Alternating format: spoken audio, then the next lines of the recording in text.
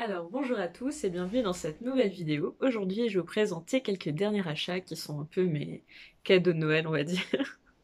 Enfin il y en a encore un peu sous le sapin mais disons que c'est des achats que je me suis permise de faire parce que c'était Noël et dans ces temps compliqués j'avais envie de soutenir à la fois une librairie et à la fois me soutenir moi-même émotionnellement en m'achetant quelques ouvrages.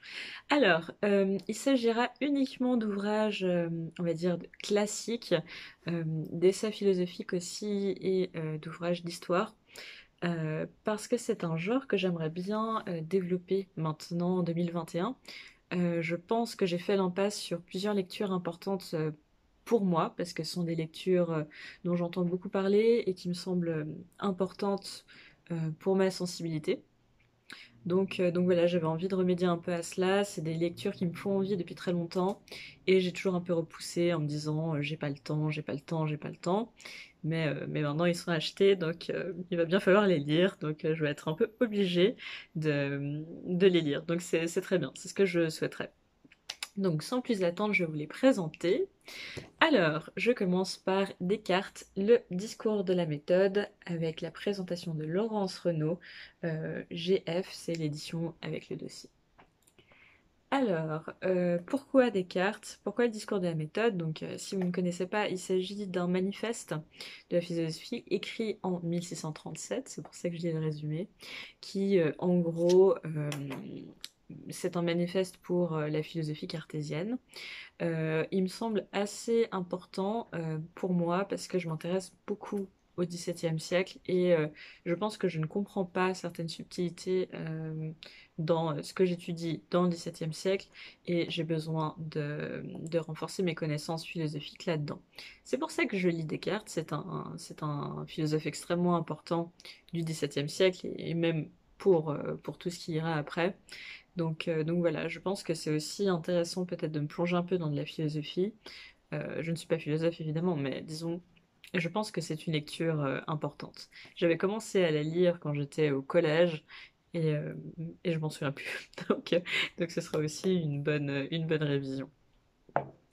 Ensuite, c'est dans un autre style, mais toujours quelque chose qui me semble assez important à découvrir. Il s'agit de Voyage dans la Lune de Cyrano de Bergerac, donc aux mêmes éditions, GF, avec la présentation de Maurice Loga.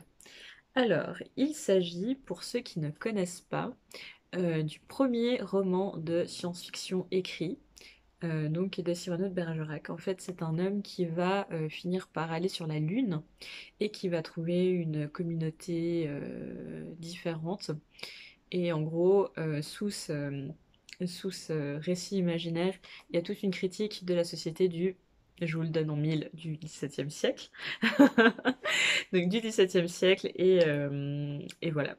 Cyrano de Bergerac était un libertin, donc je m'intéresse beaucoup au phénomène des libertins. Donc voilà. Donc les libertins étant un regroupement de gens, un, une, un regroupement de gens qui ne se regroupent pas forcément entre eux, mais en tout cas des personnes qui vont notamment critiquer un certain nombre de choses dans le XVIIe siècle, comme par exemple la religion ou autres, qui vont aussi peut-être insister sur le fait que les femmes ont droit à avoir accès à la philosophie. Enfin voilà, c'est tout un éventail de personnes qui n'ont parfois aucun lien les unes avec les autres, mais qui proposent des idées dissidentes ou qui sont accusées de proposer des idées dissidentes. Et ça m'intéresse beaucoup. Donc j'ai hâte de le lire, je pense que ce sera aussi assez drôle. Je ne le connais pas. Mais je pense que ça peut être super, et puis c'est le premier roman de science-fiction, donc j'avais très envie de le découvrir. Même si je pense que ce n'est pas tout à fait le cas, parce qu'il me semble que dans l'Antiquité, il y avait déjà un récit comme ça, je crois que c'est le voyage de Pline sur la Lune, je ne sais plus. Mais bon, je pense que c'est aussi expliqué. Donc voilà, hâte de le découvrir. Ensuite, j'ai acheté Cyrano de Bergerac de Edmond Rostand. Alors, il s'agit donc de l'histoire, c'est une pièce de théâtre qui met en scène Cyrano de Bergerac qui est follement amoureux de Roxane et Roxane est follement amoureuse de Christian de la Neuvillette qui est très beau mais qui est pas très futé et Cyrano de Bergerac est extrêmement futé mais il n'est pas très beau. Donc voilà. Pourquoi je l'ai pris? Parce que je donne des cours de français à des étudiants plus jeunes que moi et je ne l'avais pas lu. Et j'ai donné des cours à cet élève qui, euh, qui du coup avait à le lire et du coup j'avais envie de le lire déjà pour pouvoir l'aider et ensuite parce que j'ai pu lire deux trois extraits et ça m'avait l'air super.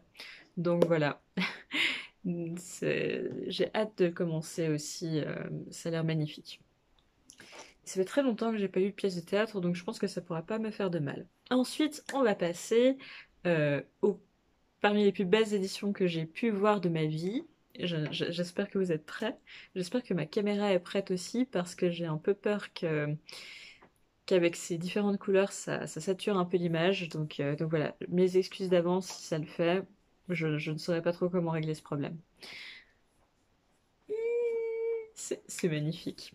Peut-on s'arrêter 5 minutes sur cette beauté absolue?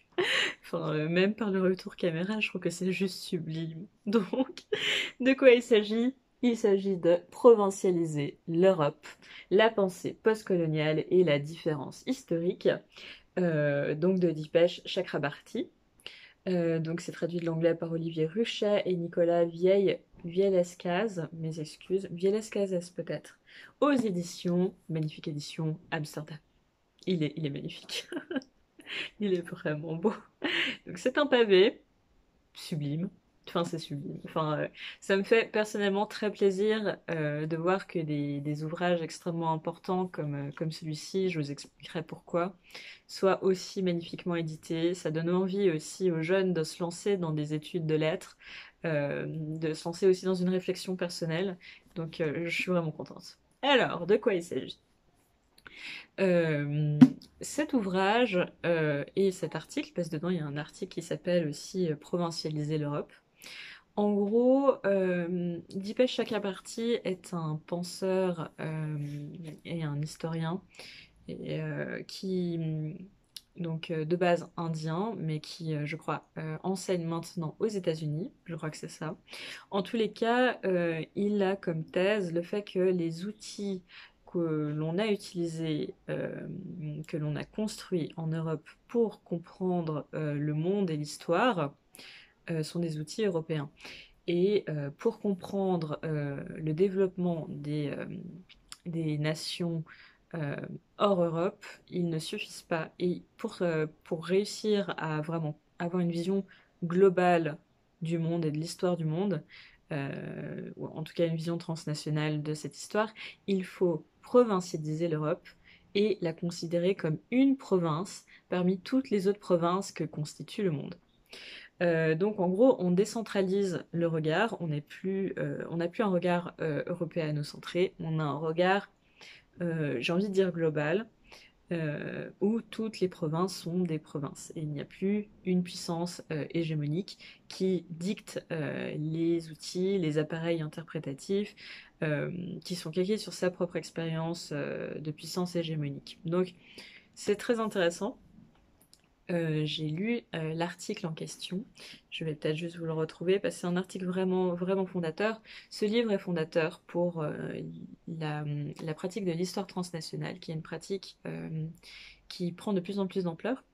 Également pour l'histoire globale, pour les subaltern studies dont je parlerai juste après. Donc ce sont des courants importants en histoire qui permettent de décentraliser le regard, qui permettent une autre approche que l'histoire nationale qu'on apprend à l'école. Donc pour moi c'est important, ceci est important parce que c'est quelque chose qui manque aussi dans le cadre de mes études, peut-être un regard un peu décentralisé. Donc c'est essentiel, c'est important et il faut que je prenne le temps de le lire. Je pense que c'est extrêmement enrichissant. Euh, donc moi personnellement j'ai lu L'idée de provincialiser l'Europe, donc qui est l'introduction de cet ouvrage, et j'ai également lu Ada, une histoire de sociabilité. Et je vais juste le lire en entier. Donc là, je vous le conseille aussi si vous vous intéressez aux questions comme Black Lives Matter, etc. Je pense que ce genre d'ouvrage peut vous offrir une réflexion, pas directement sur Black Lives Matter, mais sur toutes ces dynamiques d'appropriation de l'histoire par les Occidentaux, de décentralisation du regard, de déconstruction d'un certain nombre de choses, et également des modèles interprétatifs que l'on a pu apprendre. Donc super. Il est important. Et il est très beau, ce qui ne gâche rien. Et ensuite, le dernier, toujours de ces magnifiques éditions, c'est Les subalternes peuvent-elles parler, traduit de l'anglais par Jérôme Vidal de Gayatri Chakraborty Spivak. Alors, il est très très beau. Il est vraiment mignon. En plus, il est tout petit, donc c'est quand même plus pratique que Provincialiser l'Europe, qui est, comment dire, qui est imposant. On risque pas de le perdre quand même. Donc, celui-ci, je ne sais pas trop de quoi ça parle parce que on m'en a beaucoup parlé dans le cadre de mes études notamment, mais aussi en dehors. J'ai vu des féministes en parler, j'ai vu des penseurs philosophiques aussi en parler. Enfin, j'ai vu tout un panel de gens en parler et dire qu'il était super. Donc je me suis dit, bon, j'aime l'histoire, j'aime la philosophie, j'aime le féminisme, donc je dois le lire.